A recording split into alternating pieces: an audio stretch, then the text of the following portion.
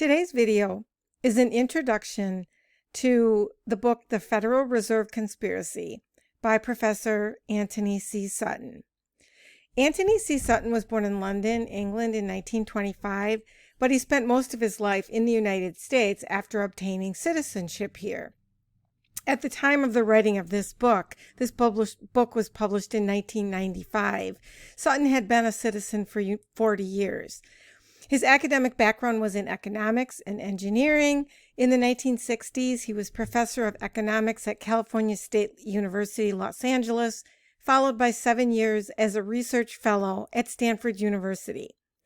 In philosophy, Sutton was a strong constitutionalist who freely expresses in his books his contempt for Washington usurpation of political power. His thesis and some of his supporting arguments. Sutton stresses the idea in this book that there's a complete lack of understanding on the part of Americans about the Federal Reserve System. The public simply has no idea how this monstrous organization truly works, nor do they have any awareness regarding its true origins, which are sinister, as Sutton proves in the book. Furthermore, the President and the Congress have little, if any, influence on our economic policy, because all monetary powers, which, according to the U.S. Constitution, belongs to Congress, were handed over by that body to the Federal Reserve in 1913. These origins are steeped in secrecy, and the public was misled at the time. The Federal Reserve is a private corporation, and the group that runs it has a money machine monopoly. This monopoly is uncontrolled by anyone, and has never been audited, and is operated for the profit of the few stockholders that own it. The Federal Reserve has the power to create money out of nothing. An academic book criticizing the Federal Reserve will never find a publisher, and the author would never be granted tenure by any public university. The reason this whole system is allowed to continue is entirely due to the fact that the American people are, in part, not educated by the institutions of learning in American society, which focus on the development of cogs for the state machine as opposed to the development of the individual, and in part because Americans are unmotivated to ask questions and demand answers from those who run our government. There are 10 chapters in this book. It's a relatively brief book. It's only 83 pages long, and I'll be breaking it down into a couple of parts. The chapters discuss the history of the banking system of the U.S. and details hour by hour the events that led to the passage of the Federal Reserve Act of 1913. The last chapter of the book is all about the Federal Reserve today. Of course, we have to remember this book was published in 1995. Summary of the main ideas of the book. Since the inception of our constitutional republic, which was fashioned by our founders, a group of elitists that Sutton terms the money power have sought to gain control over the finances of the United States. He discusses the ideas of Thomas Jefferson with regard to the survival of the republic. The Jeffersonian ideal was the idea that the United States would be a small republic made up of small, property-owning citizens who had a strong sense of civic awareness and high regard for the rights of their neighbors. The Jeffersonian ideal centered around the idea that the best government is the least government, and he was opposed to government being collectivized and centrally controlled. Jefferson rejected both socialist ideas and the monopoly power of elite bankers because he thought their motives anathema to American liberties.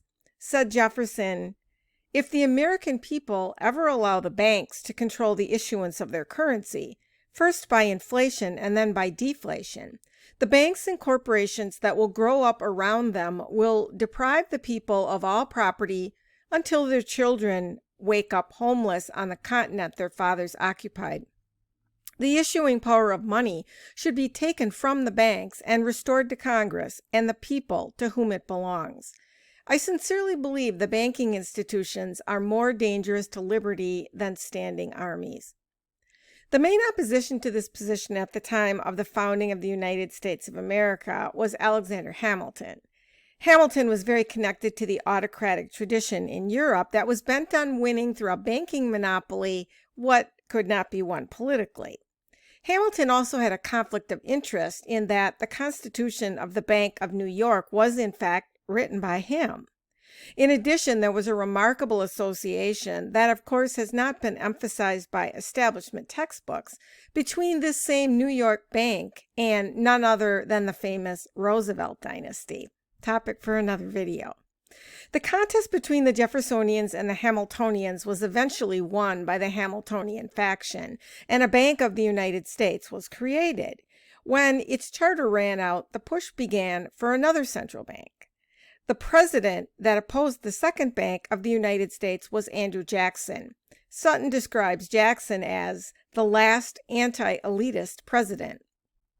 Jackson argued that it is inconsistent with any of the powers granted that our government should form a corporation and become a member of it. The founders were too well aware of the corrupting influence of a great moneyed monopoly upon government to legalize such a corrupting monster by any grant either expressed or implied in the Constitution. Another notable quotation from Jackson noted by Sutton is this one, regarding the increase of government debt. The motive of the enormous extension of loans can no longer be doubted. It was unquestionably to gain power in the country and force the government through the influence of the debtors to grant a new charter. Thus, says Sutton, this is the first and last statement from an American president that certain banks, though not all bankers, use debt as a political weapon for control. And as far as my comment, critique, and analysis, this is a topic of enormous importance. The American people have no idea how they have been deceived by this entire system. The Federal Reserve is not federal and it has no reserves. More to be explained about this later. I agree with Sutton completely when he says that Andrew Jackson makes an argument strange to the ears of those who are reading in the 20th century. The only currency known to the Constitution of the United States is gold and silver. This is consequently the only currency which that instrument delegates to Congress the power to regulate. And of course, we no longer have a currency that is backed by gold and silver. It is fiat currency, which is backed by nothing more than government decree, and thus it's useless paper. I think that Andrew Jackson, were he alive today, would consider the present Federal Reserve System, which is a private banking cartel, to be unconstitutional, and I think it would be the money monster that he referred to of our present day. We need only to look to Jackson's final message to the American people to realize that he is probably the last president sufficiently independent of the elitist powers who operated behind the scenes to warn Americans of the danger of losing their liberties when he said in his outgoing speech when he was going out of office, "The distress and alarm which pervaded and agitated the whole country when the Bank of the United States waged war upon the people in order to compel them to submit to its demands cannot yet be forgotten. The ruthless and unsparing temper with which whole cities and communities were oppressed, individuals impoverished and ruined, and a scene of cheerful prosperity suddenly changed into one of gloom and despondency, ought to be indelibly impressed on the memory of the people of the United States. If such was its power in a time of peace, what would it not have been in a season of war with an enemy at your doors? No nation but the free men of the United States could have come out victorious from such a contest. Yet, if you had not conquered, the government would have passed from the hands of the many to the few, and this organized money power, from its secret conclave, would have dictated the choice of your highest officials and compelled you to make peace or war as best suited their own wishes." Some additional questions to think about. First, why is the American public utterly clueless about the enormous scam that is the Federal Reserve System? Yet again, the Constitution is being sidestepped here. What will it take for our government to return to the fundamental principles on which it was based? When will this system collapse under its own weight? It is a debt-based system. That means that in order to even have a monetary system, we must go further and further into debt. How can this be sustainable? What is the role of the public school system in perpetuating this scam? Students in school are now being subjected to a cultural Marxist agenda, along with the Hegelian principle that the state is supreme. They are taught that big government, which is not supported by the fundamental principles laid out by our Constitution, and its bailouts are the answer to all of our problems. It seems this will only act to keep the printing presses rolling, more and more and more debt. When will schools be held accountable for the failure to make students aware of the unconstitutionality of this whole system? Not to mention the fact that because we have not heeded the warnings of Jefferson and Jackson, we will ultimately lose not only our land and our property, but our liberties as well. See you next time.